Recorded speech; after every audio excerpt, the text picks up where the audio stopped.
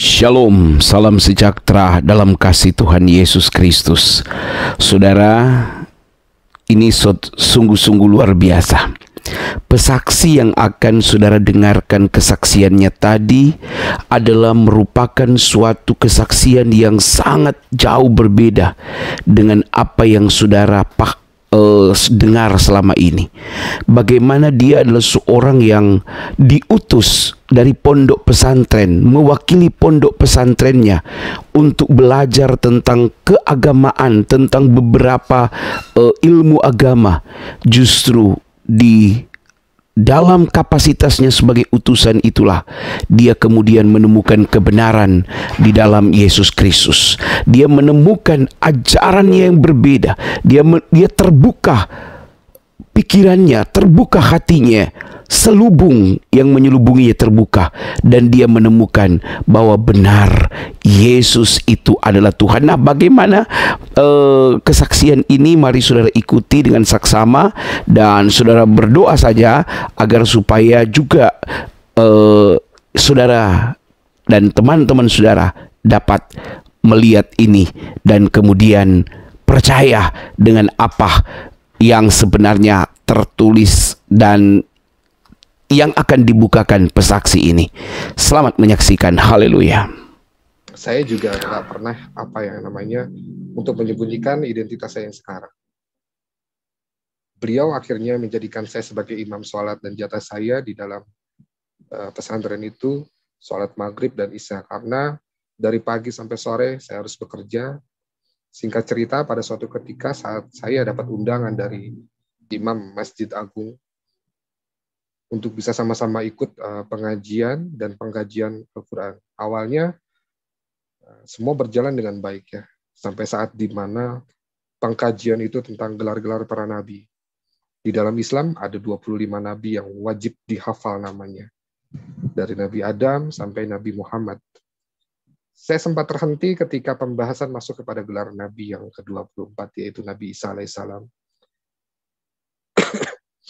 Yang saya rasakan adalah kekaguman saya terhadap sosok Nabi Isa ini. Sampai saya pulang ke pesantren pun, entah kenapa saya nggak bisa tidur karena pembahasan yang tadi.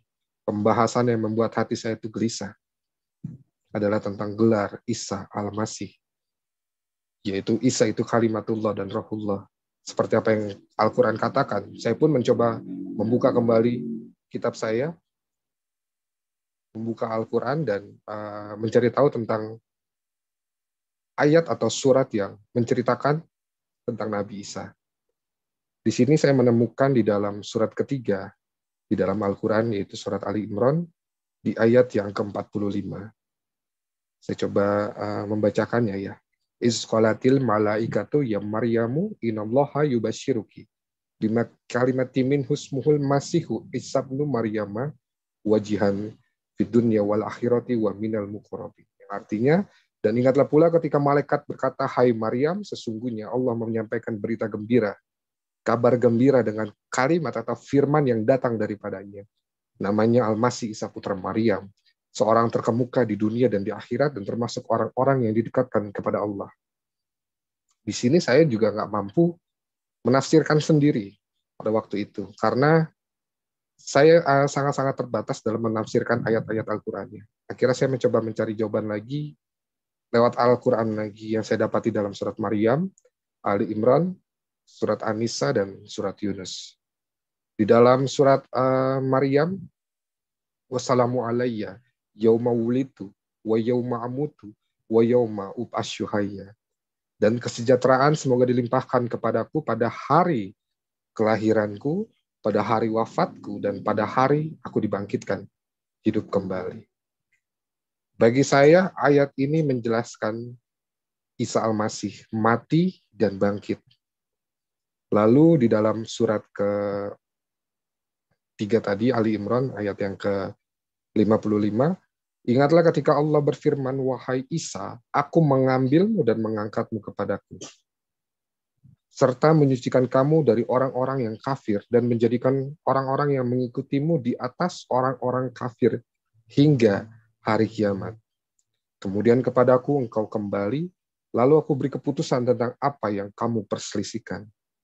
Bagi saya ayat ini tuh menjelaskan tentang Isa Al-Masih itu naik ke surga. Lalu di ayat berikutnya di Anisa 159, tidak ada seorang pun yang di antara ahli kitab yang tidak beriman kepadanya Isa menjelang kematiannya. Dan pada hari kiamat, dia, Isa, akan menjadi saksi mereka. Ayat ini menjelaskan bahwa tidak ada satu orang pun para ahli kitab yang tidak beriman kepada Isa. Dan ini menjelaskan juga Isa Al-Masih lah yang akan datang di akhir zaman. Lalu yang terakhir di dalam surat Yunus, maka jika engkau dalam tanda kurung Muhammad berada dalam keraguan-raguan tentang apa yang kami turunkan kepadamu, maka tanyakanlah kepada orang yang membaca kitab sebelummu. Sungguh telah datang kebenaran kepadamu dari Tuhanmu, maka janganlah sekali-kali engkau termasuk orang yang ragu-ragu. Ini Quran surat Yunus ayat 94. Dari ayat tersebut membuat hati saya gelisah. Ada guncangan hebat di hati saya merasa Isa ini bukan sekedar manusia biasa. Ini pengalaman pribadi, spiritual pribadi saya ya.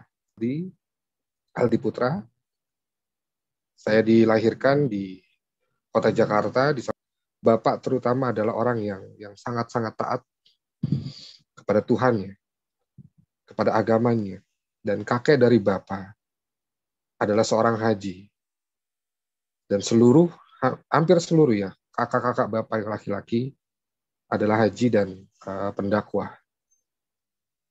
Karena ajaran yang diajarkan oleh kakek saya turun ke bapak saya, akhirnya bapak saya juga menjadi orang yang aktif dalam keagamaannya dan dalam kehidupan bermasyarakat. Dalam artian, saat kami di Depok pun bapak adalah orang yang cukup terpandang di tempat tinggal kami, karena kealimannya, kedermawanannya membuat banyak orang yang sangat menghargai bapak.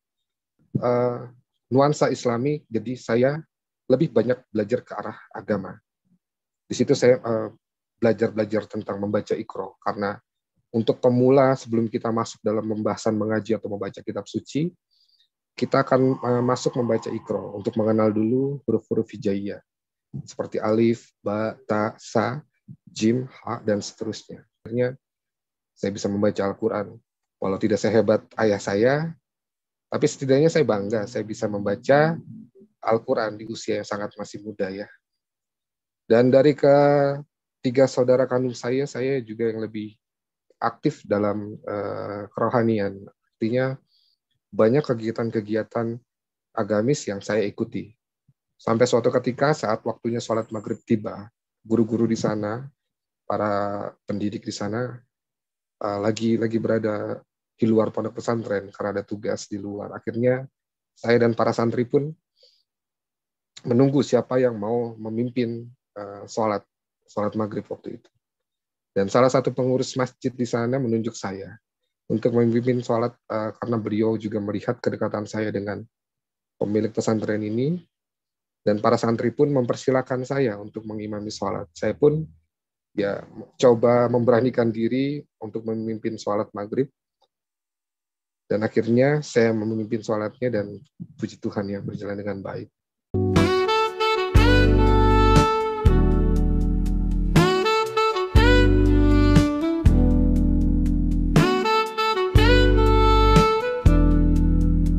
Tapi saat terima Tuhan, saya kehilangan pekerjaan, dan kegiatan saya sekarang ini ya hanya membantu pelayanan dari ayah mertua karena kebetulan beliau adalah gembala sidang, jadi kami pelayanan di sini. Seperti itu, Pak. Saudara yang dikasihi Tuhan, pada kesempatan kali ini saya ingin memberikan kesaksian atas pertobatan saya dan kebaikan Tuhan yang nyata di dalam hidup saya. Kiranya apa yang akan saya saksikan ini menjadi berkat bagi kita semua, menjadi kekuatan bagi setiap yang mendengar. Karena keselamatan yang saya dapat bukan karena saya yang mencari, tetapi Tuhan yang telah memilih. Seperti firman-Nya di dalam Yohanes 15 ayat 16, bukan kamu yang memilih aku, tetapi aku ya yang telah memilih kamu, dan aku telah menetapkan kamu supaya kamu pergi dan menghasilkan buah, dan buahmu itu tetap, dan apa yang kamu minta kepada Bapa dalam namaku diberikannya kepadamu. Amin. Ya, saudara terkasih, perkenalkan nama saya Aldi Putra. Saya dilahirkan di kota Jakarta, di salah satu rumah sakit di daerah Cilandak. Tapi nggak lama setelah kelahiran, ya kira-kira beberapa minggu, kami pindah sekeluarga ke kota Bandung karena Bapak dipindah tugaskan bekerja di sana. Jadi nggak berlangsung lama, kami tinggal di Jakarta langsung pindah ke Bandung, dan dari Bandung pun sekitar beberapa tahun orang tua pindah rumah ke Depok. Orang tua, orang tua saya, Bapak terutama adalah orang yang sangat-sangat taat kepada Tuhannya, kepada agamanya, dan kakek dari Bapak adalah seorang haji, dan hampir seluruh ya kakak-kakak Bapak yang laki-laki adalah haji dan pendakwah. Karena ajaran yang diajarkan oleh kakek saya turun ke Bapak saya, akhirnya Bapak saya juga menjadi orang yang aktif dalam keagamaannya dan dalam kehidupan bermasyarakat. Dalam artian, saat kami di Depok pun, Bapak adalah orang yang cukup terpandang di tempat tinggal kami, karena kealimannya, kedermawanannya membuat banyak orang yang sangat menghargai Bapak. Saya pun bangga mempunyai orang tua seperti Bapak ya, yang begitu taat kepada Tuhan dan memiliki kasih kepada sesama, suka berbagi kepada siapapun. Dan ibu saya juga orang yang sangat luar biasa dalam menjalankan tugasnya sebagai seorang istri dan ibu dari keempat anaknya. Kalau masa kecil ibu saya ini, beliau ikut bersama kakak yang tertua, jadi nggak tinggal sama orang tua. Nah, kakak ibu ini memeluk agama Kristen, karena kakak ibu dan suaminya beragama Kristen, jadi ibu saya secara otomatis ikut keyakinan kakaknya. Dan kakek dari ibu juga ya kakek saya gitu, bapak ibu saya itu beragama Kristen. Singkat cerita, ibu memeluk agama Islam atau menjadi mualaf setelah bertemu bapak saya dan menikah. Ya mungkin karena jodoh, alhamdulillah sampai sekarang orang tua saya nggak terputuskan oleh masalah dunia. Saya sendiri 4 bersaudara. Yang pertama anak perempuan, yang kedua laki-laki, yang ketiga saya, yang keempat laki-laki juga. Jadi perempuan cuma 1, yang paling tua. Saya disekolahkan di sekolah madrasah ibtidaiyah. Kalau sekolah umumnya ya sekolah dasar, itu di daerah Citayam di Depok.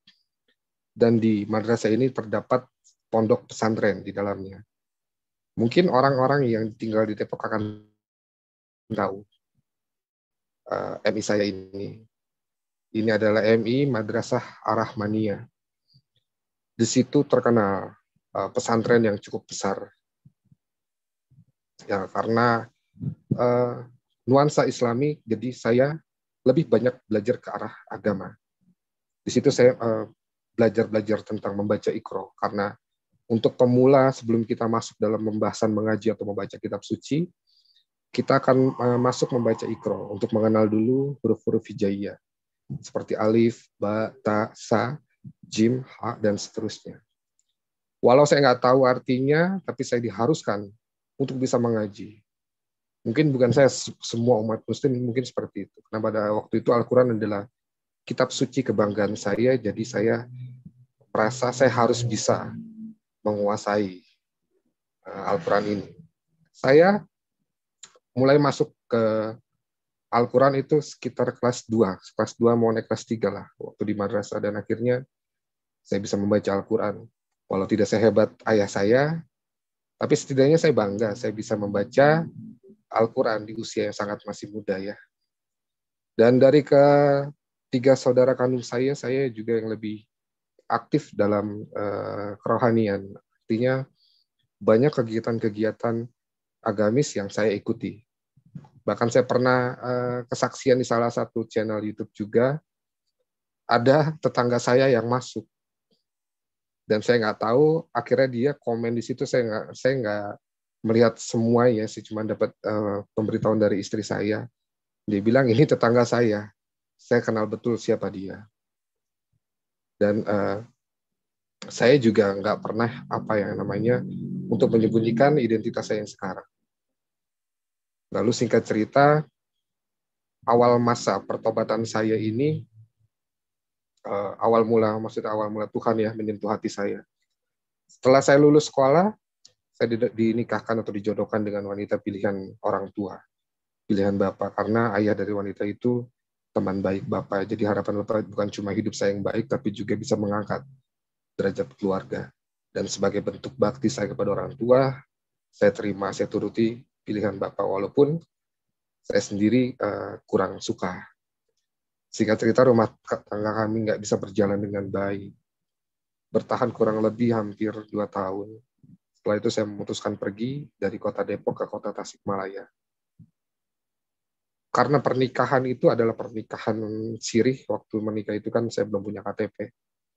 Jadi nggak terkait dengan hukum. Akhirnya saya pergi ke kota Tasikmalaya karena sebelumnya saya bertemu dengan seorang teman yang memiliki kisah hidup yang hampir sama.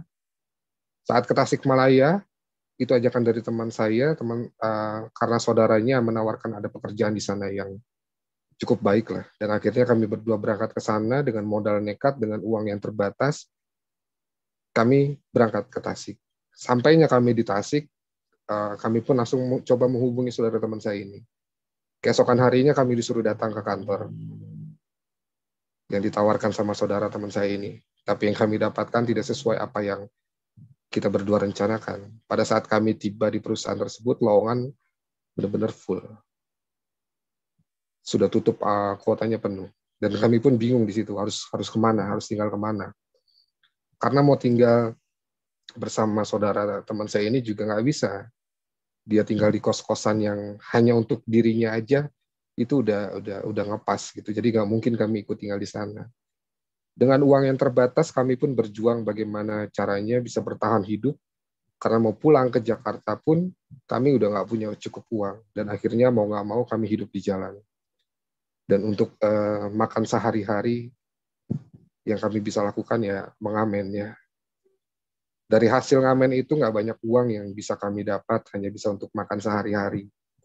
Cukup lama kami hidup di jalan dan menjadi pengamen itu hampir 4 bulanan kami hidup di jalan, sampai pada akhirnya kami bertemu dengan seseorang yang sangat-sangat luar biasa, yang sangat baik. Beliau sangat peduli kepada kami ya. Beliau seorang pengusaha rumahan dan salah satu pendiri pondok pesantren di kota Tasik. Pada awal perbincangan kami dengan beliau menanyakan kepada kami, kenapa mau kerja seperti ini? Karena beliau juga melihat kondisi kami yang masih muda, masih bugar ya. Akhirnya kami cerita sama beliau tentang yang kita alami. Singkat cerita, kami diajak untuk ikut beliau yang pada awalnya saya dan teman saya nggak tahu bahwa beliau seorang pengusaha dan salah satu pendiri pondok pesantren. Kira saya dibawa ke pondok pesantren untuk dibina dan beliau juga kasih kami tempat tinggal, beliau ngasih kami pekerjaan, kami dirawat dengan baik. Walau bukan santri resmi, tapi kami dapat perlakuan yang sama dengan santri lainnya. Di sanalah secara pribadi, saya lebih sedikit mendalami dalam belajar agama saya. Banyak hal yang belum saya ketahui, dari sanalah saya mendapatkan ilmunya. Kami, khususnya saya, semakin bertumbuh menjadi orang yang lebih baik. Banyak pelajaran yang kami dapat di sana. Pelajaran-pelajaran yang nggak kami dapat waktu kami tinggal di Depok. Sampai suatu ketika saat waktunya sholat maghrib tiba, guru-guru di sana, para pendidik di sana, lagi berada di luar pondok pesantren karena ada tugas di luar. Akhirnya saya dan para santri pun menunggu siapa yang mau memimpin sholat maghrib waktu itu. Dan salah satu pengurus masjid di sana menunjuk saya untuk memimpin sholat karena beliau juga melihat kedekatan saya dengan pemilik pesantren ini, dan para santri pun mempersilahkan saya untuk mengimami sholat. Saya pun ya coba memberanikan diri untuk memimpin sholat maghrib, dan akhirnya saya memimpin sholatnya dan puji Tuhan ya berjalan dengan baik. Ternyata tidak sampai di situ, beliau akhirnya menjadikan saya sebagai imam sholat dan jatah saya di dalam pesantren itu sholat maghrib dan isya, karena dari pagi sampai sore saya harus bekerja. Singkat cerita, pada suatu ketika saat saya dapat undangan dari imam Masjid Agung untuk bisa sama-sama ikut pengajian dan pengkajian Al-Quran. Awalnya semua berjalan dengan baik ya, sampai saat di mana pengkajian itu tentang gelar-gelar para nabi. Di dalam Islam ada 25 nabi yang wajib dihafal namanya. Dari Nabi Adam sampai Nabi Muhammad. Saya sempat terhenti ketika pembahasan masuk kepada gelar nabi yang ke-24, yaitu Nabi Isa alaihissalam. Yang saya rasakan adalah kekaguman saya terhadap sosok Nabi Isa ini. Sampai saya pulang ke pesantren pun, entah kenapa saya nggak bisa tidur karena pembahasan yang tadi. Pembahasan yang membuat hati saya itu gelisah adalah tentang gelar Isa al-Masih. Yaitu Isa itu kalimatullah dan rohullah. Seperti apa yang Al-Quran katakan. Saya pun mencoba membuka kembali kitab saya, membuka Al-Quran dan mencari tahu tentang ayat atau surat yang menceritakan tentang Nabi Isa. Di sini saya menemukan di dalam surat ketiga, di dalam Al-Quran, yaitu surat Ali Imran, di ayat yang ke-45. Saya coba membacakannya ya. Iz qalatil malaikatu ya Maryamu inallaha yubasyiruki bima kalimatin min husmuhul masihu Isa ibnu Maryama wajihan fid dunya wal akhirati wa minal muqarrabin. Yang artinya, dan ingatlah pula ketika malaikat berkata, hai Maryam, sesungguhnya Allah menyampaikan berita gembira, kabar gembira dengan kalimat atau firman yang datang daripadanya. Namanya Al-Masih Isa putra Maryam, seorang terkemuka di dunia dan di akhirat, dan termasuk orang-orang yang didekatkan kepada Allah. Di sini saya juga nggak mampu menafsirkan sendiri pada waktu itu, karena saya sangat-sangat terbatas dalam menafsirkan ayat-ayat Al-Qurannya. Akhirnya saya mencoba mencari jawaban lagi lewat Al-Quran lagi yang saya dapati dalam surat Maryam, Ali Imran, surat An-Nisa, dan surat Yunus. Di dalam surat Maryam, wassalamu alayya yauma wulitu wa yauma amutu wa yauma ub'atsu hayya. Dan kesejahteraan semoga dilimpahkan kepadaku pada hari kelahiranku, pada hari wafatku, dan pada hari aku dibangkitkan hidup kembali. Bagi saya, ayat ini menjelaskan Isa Al-Masih mati dan bangkit.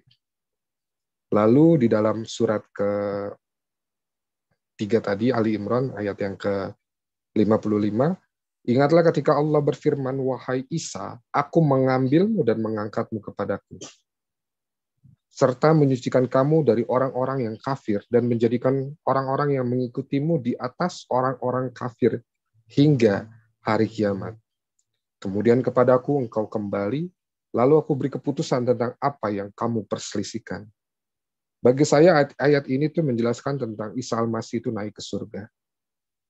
Lalu di ayat berikutnya di An-Nisa 159, tidak ada seorang pun yang di antara ahli kitab yang tidak beriman kepadanya Isa menjelang kematiannya. Dan pada hari kiamat, dia, Isa, akan menjadi saksi mereka. Ayat ini menjelaskan bahwa tidak ada satu orang pun para ahli kitab yang tidak beriman kepada Isa. Dan ini menjelaskan juga Isa Al-Masih lah yang akan datang di akhir zaman. Lalu yang terakhir di dalam surat Yunus, maka jika engkau dalam tanda kurung Muhammad berada dalam keraguan-raguan tentang apa yang kami turunkan kepadamu, maka tanyakanlah kepada orang yang membaca kitab sebelummu. Sungguh telah datang kebenaran kepadamu dari Tuhanmu, maka janganlah sekali-kali engkau termasuk orang yang ragu-ragu. Ini Quran surat Yunus ayat 94. Dari ayat tersebut membuat hati saya gelisah. Ada guncangan hebat di hati saya. Saya merasa Isa ini bukan sekedar manusia biasa. Ini pengalaman pribadi, spiritual pribadi saya ya. Bukan sekedar nabi, karena hanya Isa yang diciptakan tidak melalui tulang rusuk, tidak melalui pembentukan maupun pembentukan tanah, dan maaf, tidak melalui hubungan biologis suami istri. Seperti apa yang dikatakan di dalam hadis yang diriwayatkan Anas ibnu Malik, Isa fa'innahu ruhullahi wa kalimatuhu. Isa itu roh Allah dan kalimatnya.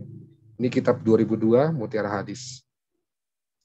Gelar Isa pun bukan hanya rohullah dan kalimatuhu, tetapi juga al-haq yang artinya kebenaran, dan juga khalifatullah yang artinya pengganti Allah Dengan demikian, khalifatullah yang saya katakan tadi berarti pengganti Allah di bumi.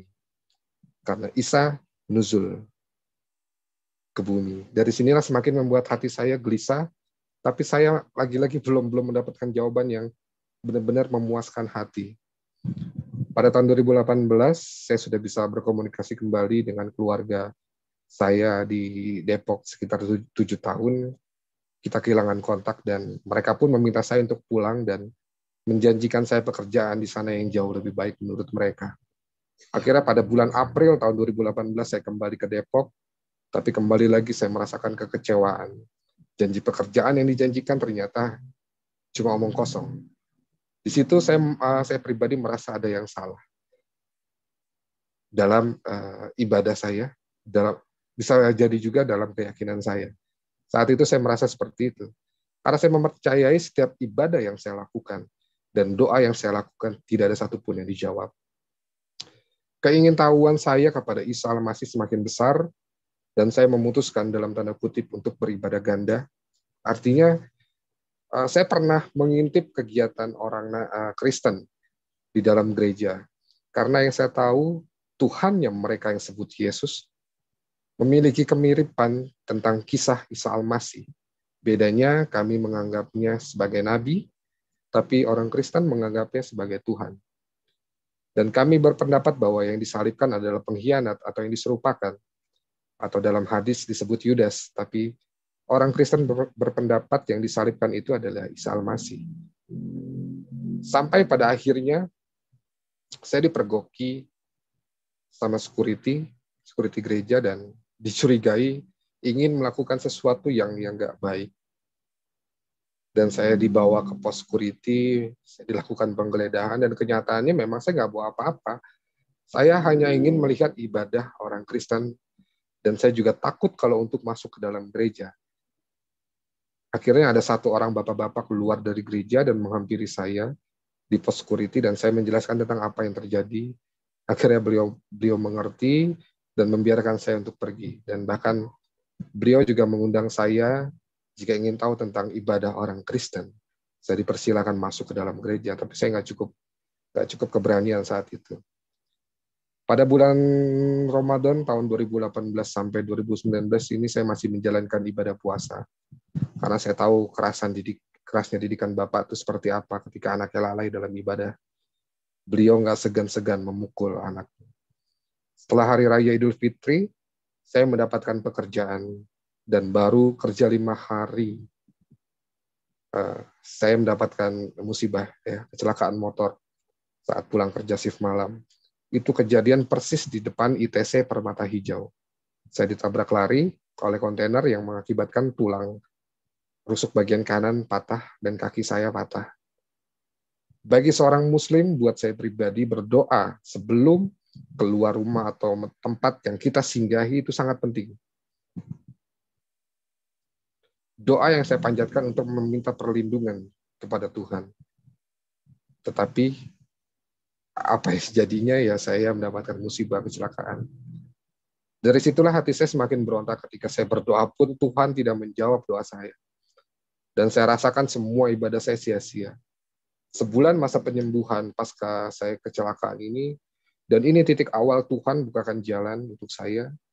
Di media sosial FB, saya sengaja ikut grup Kristen, dan saya bertemu dengan seorang pendeta. Beliau orang yang penuh kasih. Saat saya gabung di grup itu, saya jujur tentang agama saya apa. Dan beliau menerima saya dengan baik. Nggak gampang ketika dalam kondisi saya dalam agama yang agama saya terdahulu, ingin bergabung dengan orang yang basicnya dalam agama Kristen. Itu nggak gampang saya diterima. Berkali-kali saya mencoba masuk grup-grup Kristen, tapi saya ditolak. Lalu di FB juga saya bertemu dengan Ibu Ning Tias Ayu, orang yang luar biasa bagi saya. Kepada beliau saya menceritakan tentang apa yang saya alami, bahkan keingintahuan saya tentang Isa Al-Masih. Dari beliaulah saya diperkenalkan seorang penginjil, yang notabene beliau adalah seorang Muslim dulunya dan sekarang menjadi seorang penginjil, yaitu Bapak Muhammad Ilyas Syam. Semua jelas atas kasih karunia Tuhan. Melalui Pak Ilyas, Tuhan menuntun saya untuk lebih mengenal siapa Isa Al-Masih. Setiap pertanyaan yang saya lontarkan, beliau menjawab dan sangat-sangat memuaskan hati saya. Pada bulan Juli tahun 2020, saya mencoba menghubungi beliau untuk bertemu ya. Karena sebelumnya kami komunikasi cuma lewat online, karena masa pandemi juga, dan kami bertemu di rumah seorang pendeta, namanya Ibu Elizabeth, yang kebetulan adalah teman dari Pak Ilyas, yang lokasinya juga nggak jauh dari tempat tinggal saya, sama-sama di Depok. Dan di sanalah pertama kali saya memutuskan untuk menerima Yesus Kristus sebagai Tuhan dan Juru Selamat. Karena di dalam Al-Quran pun jelas, di surat Az-Zukhruf, itu dikatakan, dan ketika Isa datang, membawa keterangan, dia berkata, sungguh, aku datang kepadamu dengan membawa hikmah, dan untuk menjelaskan kepadamu sebagian dari apa yang kamu perselisihkan, maka bertakwalah kepada Allah dan taatlah kepadaku. Bukan cuma Allah yang dapat berbicara di dalam Al-Quran, tetapi Isa pun berbicara di sini, karena kami percaya kitab suci kami terdahulu berasal dari Sang Pencipta. Tetapi Isa pun bisa berbicara di sini. Dan dengan bimbingan dari Pak Ilyas, penginjil saya ini, saya dibantu agar Tuhan berkenan hadir di dalam hidup saya dan menerima pertobatan saya. Dan tanpa keraguan lagi, hati saya merasakan kedamaian yang luar biasa. Nggak ada lagi kecemasan, yang ada hanya rasa bahagia yang luar biasa yang saya dapati pada malam itu. Sehingga cerita pertobatan saya ini sudah dibaca ya oleh Bapak dan keluarga saya. Bahkan suatu ketika Alkitab yang saya dapat dari Pak Ilyas ini ketahuan oleh kakak pertama saya, dan akhirnya Bapak pun tahu. Saya hanya berpikir jika Tuhan mengizinkan semua ini terjadi, Tuhan yang akan melindungi saya dan memelihara saya. Jika Bapak juga pernah bilang kepada saat-saat pengajian atau saat ada penceramah tentang temanya murtad ya, keluar dari Islam. Bapak pernah berkata itu, jika ada dari keluarga saya, bahkan anak saya sendiri yang menjadi kafir atau murtad, saya sendiri yang akan penggal kepalanya. Saat peristiwa Alkitab ditemukan, jujur saya merasa takut ya. Tapi Bapak lagi berada di Bandung karena ada kerjaan, dan pada malam berikutnya Bapak telepon saya meminta saya untuk tidak berpergian sampai Bapak ini pulang. Sepintar mungkin saya cari alasan agar saya bisa keluar rumah. Akhirnya saya memutuskan tinggal bersama kakak pertama saya. Di rumah kakak inilah saya bisa belajar Alkitab secara leluasa karena kakak dan suaminya jarang ada di rumah. Mereka sibuk bekerja dan saya lebih banyak menghabiskan waktu sendiri di rumah. Saat masa pemuritan yang dalam keadaan PSBB dulu ya, waktu masih PSBB di masa pandemi yang ketat di Jakarta, jadi agak kesulitan untuk bisa tatap muka langsung. Akhirnya saya menjalankan pemuritan melalui online. Dan dari situ saya banyak mengenal orang-orang yang Tuhan panggil, Tuhan pilih untuk diselamatkan. Dari grup pembinaan itu saya bertemu dengan seorang hamba Tuhan yang luar biasa dipakai Tuhan. Beliau pendeta Yadi Chia. Pak Yadi ini berdomisili juga sama di Depok. Jadi sangat membantu sekali saat proses pemuritan itu. Dan dengan Pak Yadi juga saya bisa mengikuti materi secara langsung yang beliau adakan di sebuah gereja. Pada pertobatan saya ini begitu banyak ya, Bapak Ibu Saudara, berkat yang Tuhan berikan. Bahkan sampai pada saat saya 2 minggu, kurang 2 minggu, seminggu lebih lah, ingin dibaptis, Tuhan kirim hadiah yang luar biasa indah dalam hidup saya. Hadiah yang Tuhan kasih yang mempunyai tujuan yang baik, yang baru saya bisa mengerti. Akhir-akhir ini ya, Tuhan menghadiahkan seorang wanita yang luar biasa dalam hidup saya. Orang yang bisa mengerti saya dan menerima saya apa adanya. Walaupun dengan kondisi saya harus dikucilkan, dibuang dari keluarga sehingga kehilangan pekerjaan. Dan pada akhirnya pertobatan saya ini tergenapi pada tanggal 8 Agustus 2020. Saya dibaptis, saya didampingi oleh orang-orang yang luar biasa. Kasih Pak Ilyas beserta Ibu Ilyas dan tim yang nggak bisa saya sebutkan satu persatu.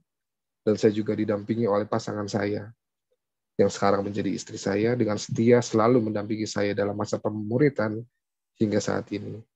Ketika saya dan pasangan ini sampai di gedung di mana saya akan dibaptis, kuasa iblis mencoba menghambat baptisan. Dan Bu Pendeta Elizabeth pun menyadari akan hal itu ya. Akhirnya sesaat sebelum pembaptisan saya didoakan doa pelepasan oleh beliau dan para tim-tim yang lain. Sampai tiba saat di mana baptisan itu mulai, yang saya rasakan adalah getaran yang luar biasa daripada tubuh ya. Pada saat saya memasukkan diri di dalam kolam baptis, itu semakin besar. Getarannya itu semakin besar ketika doa baptisan dan lagu-lagu pujian dilantunkan. Itu saya merasakan luar biasa getaran dalam tubuh saya. Dan saat tubuh saya dicelupkan ke air, dan tubuh saya diangkat dari air, itu terasa ringan setelah saya diangkat dari air itu. Seperti apa yang memberatkan tubuh saya hancur di tempat itu. Dan sukacitalah yang saya rasakan, haru tangis bahagia ketika kasih Tuhan begitu nyata di dalam hidup saya yang menyelamatkan hidup saya. Kalau bukan karena kasihnya, mungkin sampai sekarang saya belum mendapatkan juru selamat saya. Berkat pun melimpah pada hari itu, walau saya dibuang dari keluarga, bahkan ancaman mulai datang dari keluarga. Tapi Tuhan menggantikannya. Tuhan mengasihi saya dengan keluarga baru yang sangat-sangat penuh kasih. Dan saya ingin membagikan ayat Alkitab dalam Mazmur pasal 34 ayat 9. Kecaplah dan lihatlah betapa baiknya Tuhan. Berbahagialah orang yang berlindung kepadanya. Ayat ini bagi saya bukan isapan jempol belaka, tapi benar-benar nyata terjadi dalam hidup saya. Ketika saya berlindung, berserah, bersandar, pasrah hanya kepada Tuhan, maka Tuhan akan menyalakan kebaikan dan pertolongannya. Dalam kesaksian saya yang tadi, pertobatan yang tadi, saya bersyukur sekali karena pada saat pembaptisan itu saya didampingi oleh orang-orang yang luar biasa. Orang-orang yang penuh kasih. Singkat cerita, setelah pembaptisan itu, saya memutuskan untuk ikut pasangan ke kota asalnya di sebuah lereng Gunung Merbabu. Kota yang sangat asing bagi saya. Ini ayatnya. Terima kasih Pak Franky. Saya ikut pasangan karena saya mendapatkan ancaman dari keluarga, terutama bapak saya. Bahkan bapak saya sendiri yang akan menghakimi saya. Karena beliau sudah mengetahui bahwa saya telah menjadi pengikut Kristus, menjadi orang Kristen. Karena kecurigaan mereka makin kuat itu ketika saya mendapat berkat dari seorang hamba Tuhan, ditransfer melalui rekening. Ini adalah orang kakak rohani saya ya. Kebetulan saat dia transfer ini, saya pakai ATM rekening punya kakak saya. Dan kakak saya ini pakai e-banking, sehingga langsung terlihat bukti transfer. Yang tertulis di situ berkat Tuhan. Kata-kata yang nggak pernah kami dengar sebagai muslim dulu. Karena ancaman itu ya, jadi saya nggak berani lagi pulang ke rumah. Ya, saya memutuskan untuk ikut pasangan ke tempat tinggalnya di lereng Gunung Merbabu. Tanpa saya berpikir bahwa saya telah kehilangan pekerjaan, bahwa saya nggak punya uang. Bahkan untuk beli tiket bis pun saya harus pinjam uang sama penginjil saya. Jadi saat saya ikut pasangan ini, posisi saya pengangguran. Awalnya saya diterima baik oleh keluarga pasangan saya ini. Oh iya, pasangan saya ini bernama Evi. Tapi beberapa hari saya tinggal di sana, kami mendapat fitnah dari warga sekitar. Secara manusia, kami nggak bisa terima dengan fitnah tersebut. Bahkan kami langsung menghadap ke RT setempat, kami ingin marah gitu ya. Tapi kami bersyukur, kami masih bisa mengendalikan diri. Kami percaya bahwa penghakiman atau pembalasan bukanlah hak kami. Kami percaya bahwa Tuhan yang akan menunjukkan kebenarannya. Sementara itu, karena saya ikut Evi dalam keadaan menganggur, bahkan jujur, saya nggak punya uang, nggak pegang uang sama sekali. Tentu ini berpengaruh dengan sikap keluarga Evi.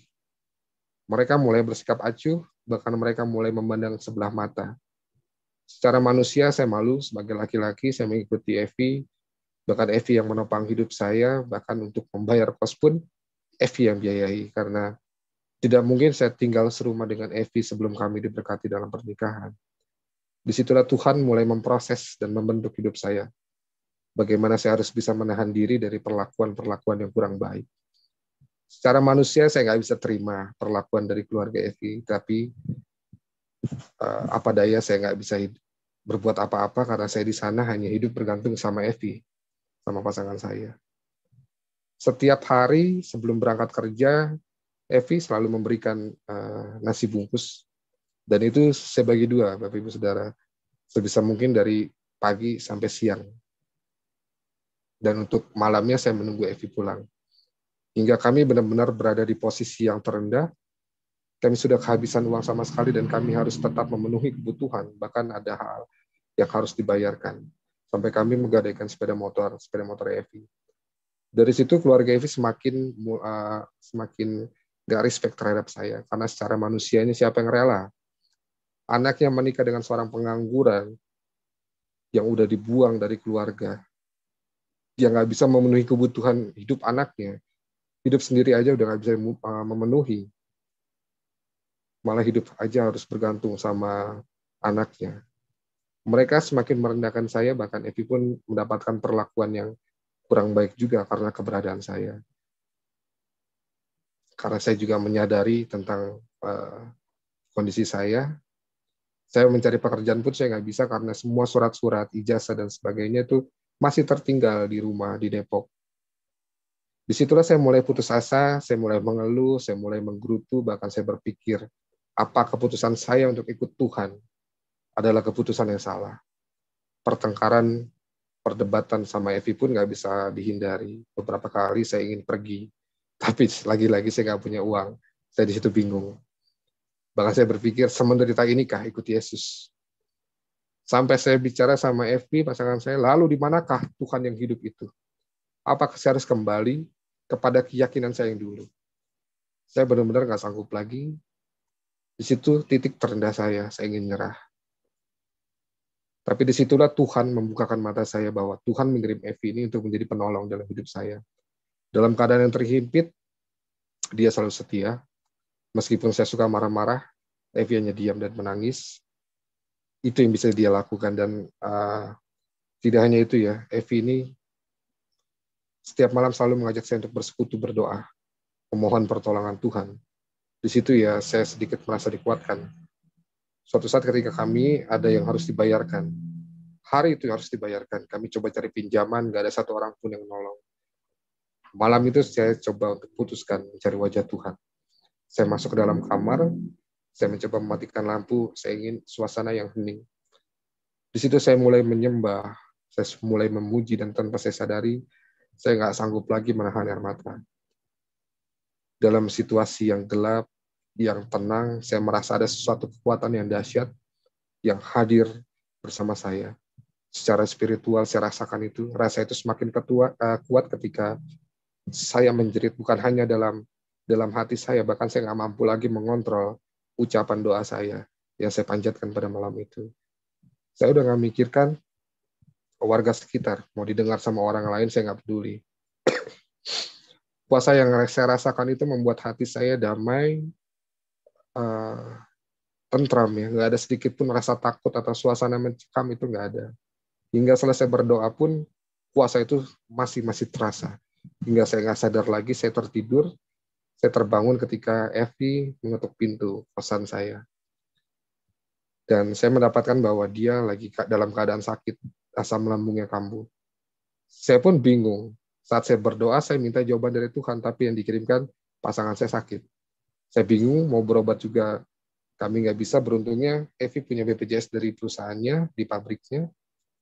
Kira kami berangkat ke klinik sesuai rujukan BPJS. Disinilah Tuhan menunjukkan kuasanya.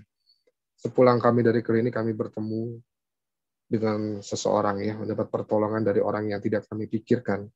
Teman lama Evi yang sudah lama putus kontak. Kami bertemu dan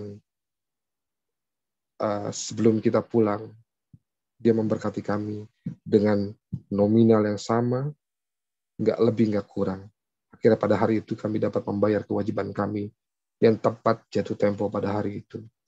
Dengan nominal yang sama, nggak lebih, nggak kurang, Tuhan penuhi apa yang menjadi kebutuhan kami dan apa yang menjadi beban kami. Ucapan syukur nggak pernah henti-hentinya kami ucapkan atas kemurahan Tuhan yang luar biasa, yang nggak pernah bisa diselami oleh pikiran manusia. Lalu setelah kejadian itu, Tuhan mulai memulihkan kami secara perlahan. Keesokan harinya saat istri saya bekerja, saya mendapat WA dari penginjil. Penginjil saya bahkan saya diminta untuk bersaksi atas pertobatan saya. Saya yang awam akan hal-hal itu, saya cuma bisa menerimanya dengan senang hati. Menerima ajakan Pak Ilyas karena mungkin dari sinilah, dari kesaksian saya ini bisa mewakilkan hati saya untuk bersyukur, berterima kasih kepada Tuhan atas perbuatannya yang ajaib dalam hidup saya. Kira siang hari saya dihubungi oleh tim dari channel Pak Yusuf Manubulu untuk kelanjutan dan kesiapan dalam bersaksi. Sampai pada akhirnya selesai kesaksian, saya merasa lega, saya merasa sukacita, bahagia. Saya diberi kesempatan untuk bersaksi, berbagi kebahagiaan kepada saudara seiman. Atas rasa syukur saya kepada Tuhan yang telah menyelamatkan hidup saya. Saya bersyukur saya bisa menjalankan amanat agung dan menjadi saksi Kristus ya, seperti yang diperintahkan Tuhan di dalam Kisah Para Rasul pasal pertama di ayat ke-8. Mungkin Pak Franky bisa tampilkan. Ya, Kisah Para Rasul Pasal pertama ayat 8. pertama ayat 8.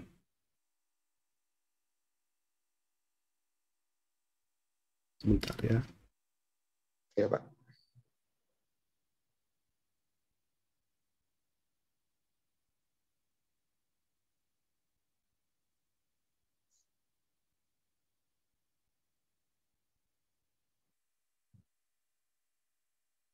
Ya. Tetapi kamu akan menerima kuasa kalau Roh Kudus turun ke atas kamu, dan kamu akan menjadi saksiku di Yerusalem dan di seluruh Yudea dan Samaria dan sampai ke ujung bumi. Dan perintah amanat agung itu ada di dalam Injil Matius 28 ayat 18 sampai 20. Mungkin saya bacakan saja ya. Matius 28 ayat 18 sampai 20. ayat 18 sampai 20. Ya. Ya. Yesus mendekati mereka dan berkata, "Kepadaku telah diberikan segala kuasa di sorga dan di bumi. Karena itu pergilah, jadikanlah semua bangsa muridku dan baptislah mereka dalam nama Bapa dan Anak dan Roh Kudus. Dan ajarlah mereka melakukan segala sesuatu yang telah kuperintahkan kepadamu. Dan ketahuilah, aku menyertai kamu senantiasa sampai kepada akhir zaman." Di sini bagi saya pribadi, definisi kata amanat agung sendiri dapat dipahami sebagai sebuah perintah atau tugas yang sifatnya akbar atau besar, sangat mulia, atau dengan kata lain agung. Pengikut Injil yaitu umat Kristiani harus berani memberikan keputusan mengenai hal-hal sesuai dengan ketetapan Allah. Inilah makna amanat agung bagi saya pribadi. Amanat agung juga bukan hanya tugas seorang hamba Tuhan atau seperti saya orang yang baru bertobat, tapi seorang yang telah dipilihnya dan mendapatkan keselamatan. Orang-orang yang telah memiliki pengalaman hidup bersama Tuhan. Seperti firman-Nya juga dikatakan, beritakanlah firman siap sedia, baik atau tidak baik waktunya, nyatakanlah apa yang salah, tegurlah dan nasihatilah dengan segala kesabaran dan pengajaran. Ayat ini menegaskan perintah dari Isa Al-Masih atau Yesus Kristus kepada semua orang yang berhasil dimuridkannya. Sebelum ia naik ke surga, yaitu semua pergi dan menjadikan semua bangsa muridnya. Karena amanat agung pada dasarnya juga adalah keinginan Allah. Sebagaimana firman Tuhan di dalam Injil Yohanes 1 ayat 14. Firman itu telah menjadi manusia dan diam di antara kita, dan kita telah melihat kemuliaannya. Yaitu kemuliaan yang diberikan kepadanya sebagai anak tunggal Bapa, penuh kasih karunia dan kebenaran. Kabar pendamaian dosa manusia telah disampaikan Allah sebelum manusia atau Adam diusir dari surga atau Taman Eden. Allah telah menjanjikan juru selamat dengan cara yang Allah kehendaki sendiri, yaitu dari keturunan perempuan, karena tidak ada manusia yang dapat menyelamatkan dirinya sendiri. Yesus Kristus yang telah dijanjikan, hanya satu-satunya manusia yang lahir di dunia ini, yaitu dari firman Allah itu sendiri. Firman yang adalah pencipta itu sendiri yang datang atau nuzul menjadi manusia.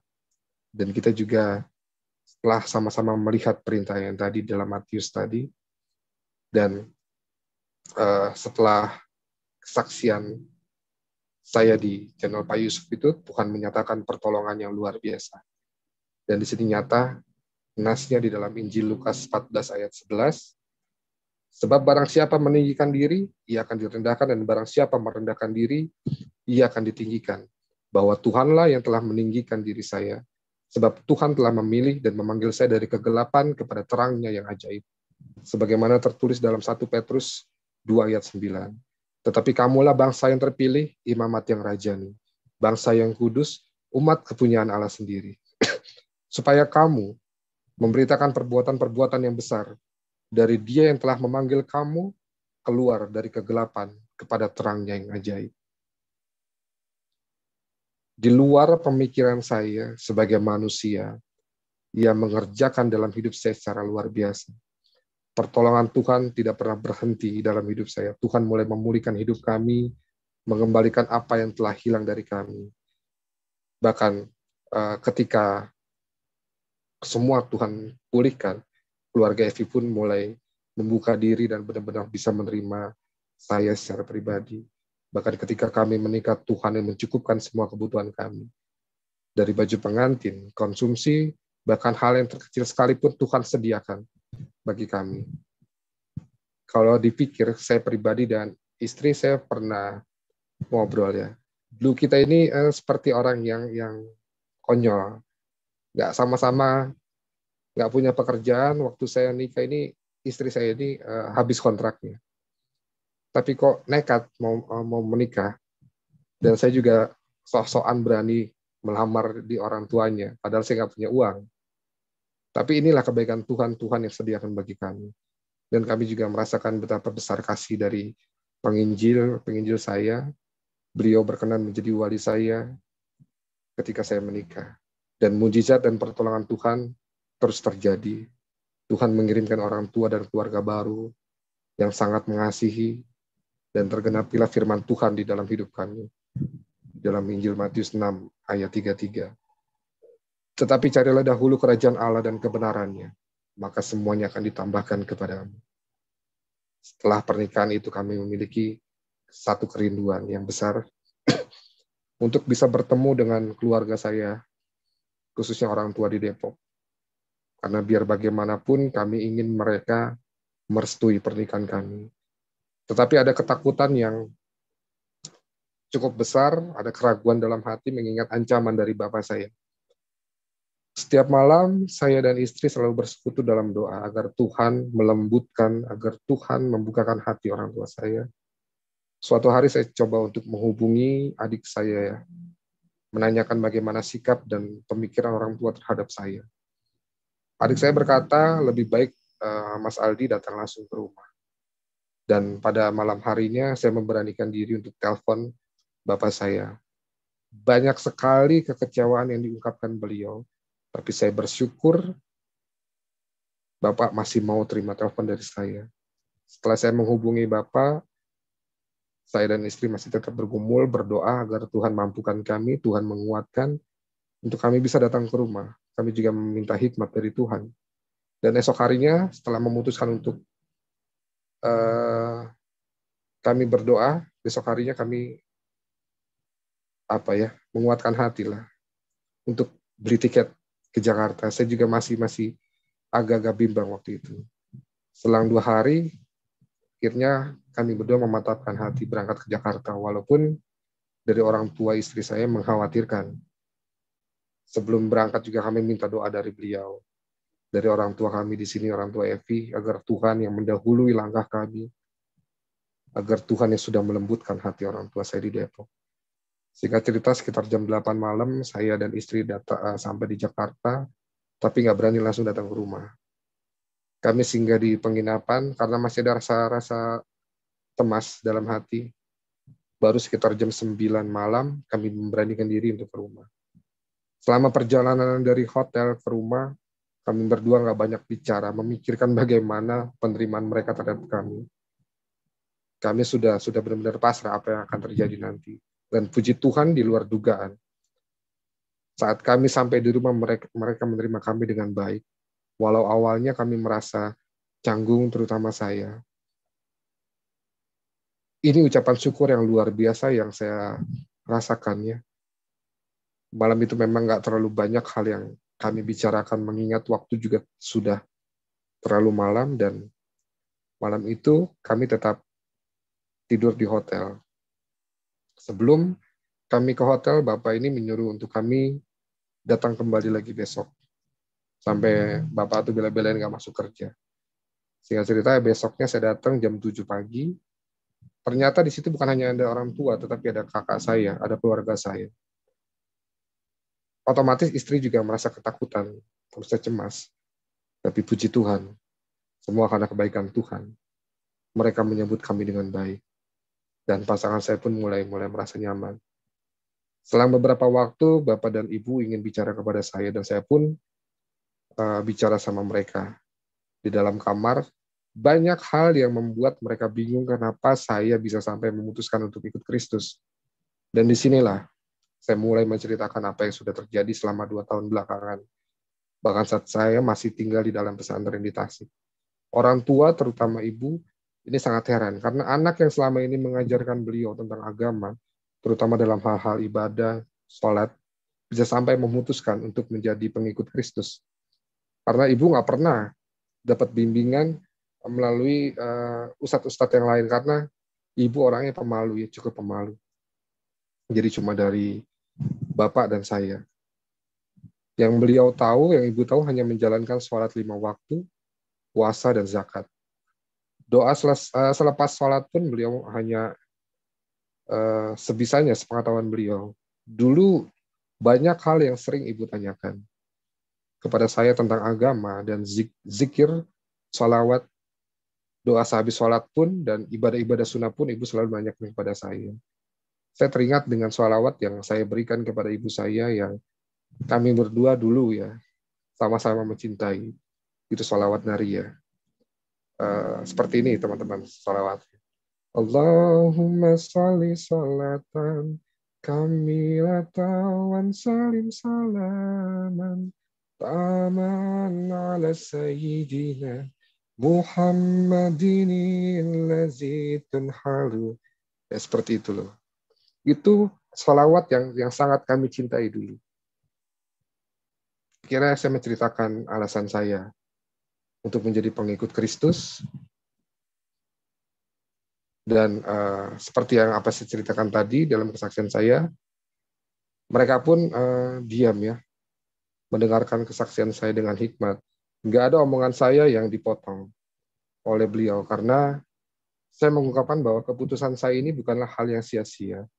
Tuhan menjamin keselamatan saya, karena nggak ada seorang pun yang mampu menyelamatkan dirinya sendiri. Kalau bukan karena pertolongan Tuhan, saya nggak akan bisa menyelamatkan diri saya. Sebaik apapun manusia, sehebat apapun dia dalam beribadah, dalam menjalankan amal baik, itu nggak cukup untuk menjamin keselamatan.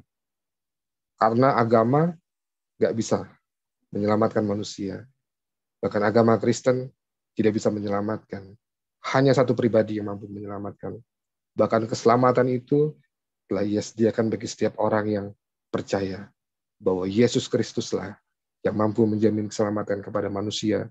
Dan ialah jalan keselamatan dan jalan yang lurus. Mereka pun diam. Dan agak merasa kurang nyaman ketika saya menyebutkan nama Tuhan Yesus. Dan saya menyadari itu. Saya cuma bilang sama orang tua saya, nama Yesus itu dalam bahasa Yunani yang diarabkan adalah Isa, harusnya dibaca Aisa. Dan dalam bahasa Ibrani adalah Yesua. Beda bahasa tapi satu makna. Dan arti dari nama tersebut adalah Isa, artinya Mesias atau Juru Selamat. Dan Al-Masih artinya yang diurapi. Puji Tuhan, raut wajah mereka mulai penuh dengan kedamaian. Malam itu kami bersyukur karena kami juga bisa tidur di rumah. Lalu besok harinya ada kejadian yang secara manusia nggak kami inginkan. Saat Bapak berangkat kerja, tiba-tiba saya dihubungi, ditelepon oleh Bapak bahwa dia menabrak pengendara lain, kecelakaan. Saya pun langsung menyusul beliau ke tempat kecelakaan.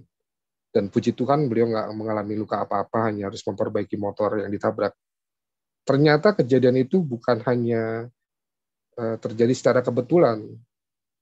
Ini sudah menjadi rencana Tuhan. Karena selama saya pergi menyusul Bapak, Tuhan memberikan kesempatan untuk istri saya bersaksi kepada ibu, kakak saya, adik saya, dan di situ juga ada adik dari ibu saya. Ia menceritakan bagaimana Tuhan memproses kami, mempertemukan kami, terus bagaimana karya dan campur tangan Tuhan dalam hidup kami, dalam pergumulan kami, sampai kami bisa menikah. Dan dari kesaksian kami, sikap mereka terhadap saya dan istri juga semakin baik. Bahkan ibu terlalu sayang sama istri. Selama itu pula, kami juga sangat-sangat sukacita. Kami di sana selama 4 hari kurang lebih. Saya sangat sukacita sama istri, sangat-sangat bahagia karena Tuhan sudah mempertemukan kami, Tuhan sudah mempersatukan kami kembali. Dan kami bisa menjadi berkat untuk mereka semua. Bahkan saat kami akan pulang pun mereka menahan agar kami bisa lebih lama lagi tinggal di sana. Kami bersyukur, kami boleh bersaksi kepada mereka. Untuk selanjutnya saya percaya kuasa Roh Kudus akan bekerja lebih lanjut dalam hati mereka. Lalu di hari di mana kami akan pulang, ibu terlihat gelisah. Saat ibu memanggil saya dan menanyakan tentang hal-hal yang membuat saya menjadi anak Tuhan. Dan dengan sukacita saya membimbing beliau agar ibu bisa mencari gimana keselamatan itu dan ibu bisa kembali menjadi anak Tuhan. Pengalaman kami ini menjadi pelajaran hidup yang berharga, terutama kami sendiri, bagaimana cara kita bisa mengasihi semua orang, meskipun orang itu pernah menyakiti kita. Bagaimana cara kita menahan diri saat kita direndahkan. Seperti yang Tuhan ajarkan di dalam Lukas 6 ayat 27, tetapi kepada kamu yang mendengarkan aku berkata, kasihilah musuhmu, berbuat baiklah kepada orang yang membenci kamu.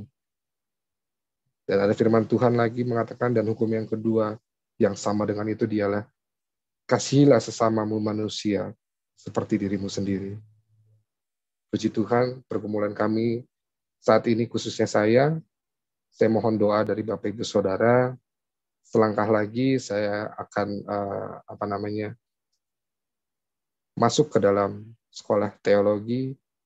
Saya mendapat panggilan ini udah sekitar beberapa bulan yang lalu. Bahkan saat saya memutuskan untuk masuk sekolah teologi, itu jujur saya juga sempat memberikan kesaksian di channel lain, bahwa saat saya berjalan, saya mencoba melangkah dengan iman.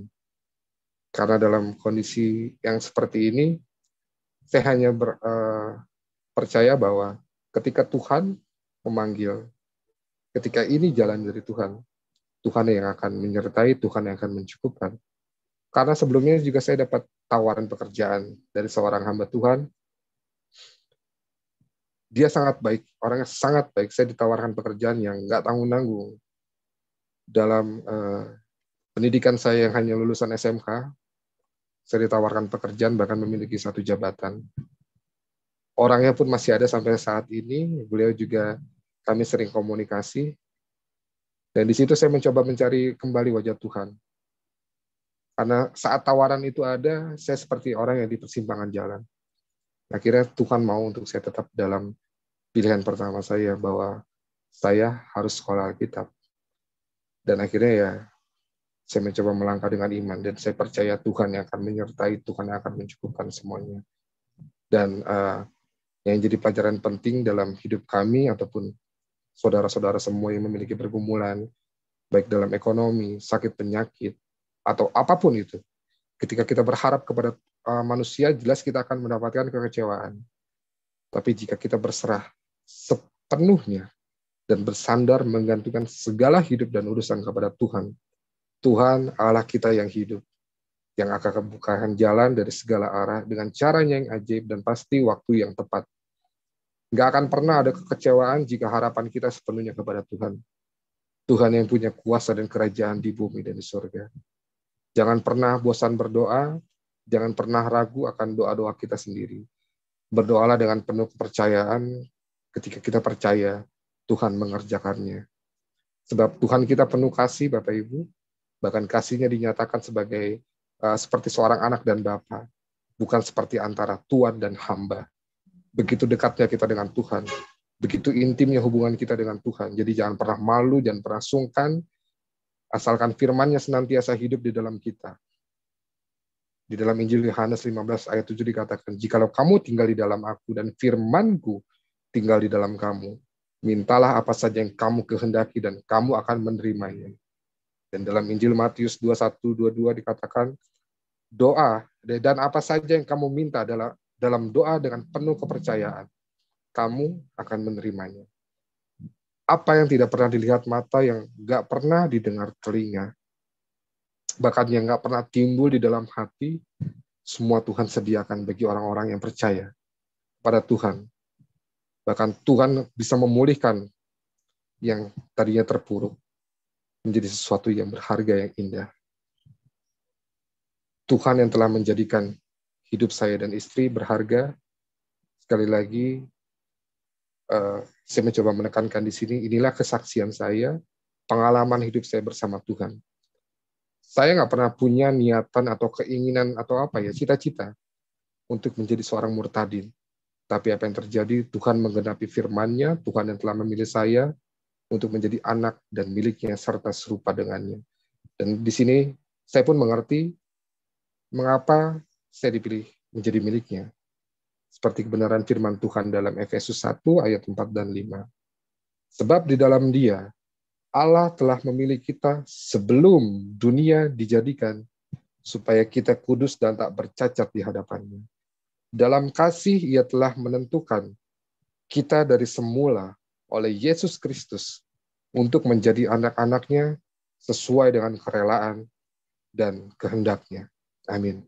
Jadi jauh sebelum Ia meletakkan dasar bumi, Ia telah memikirkan kita dan menetapkan kita sebagai fokus dari kasih-Nya, agar kita bisa menjadi utuh dan kudus oleh kasih-Nya. Sekali kita memilih Kristus, berarti kita menerima berkat-Nya juga. Sekali kita mendapatkan Yesus, kita menjadi benar, kudus, dan ditebus. Ketika orang di dalam dunia ini memiliki ketakutan dan kekhawatiran, orang percaya seharusnya bisa tenang, damai, nggak ada yang namanya rasa takut atau khawatir di dalam hidupnya. Orang lain hidup secara natural, tetapi orang percaya bisa hidup secara supranatural.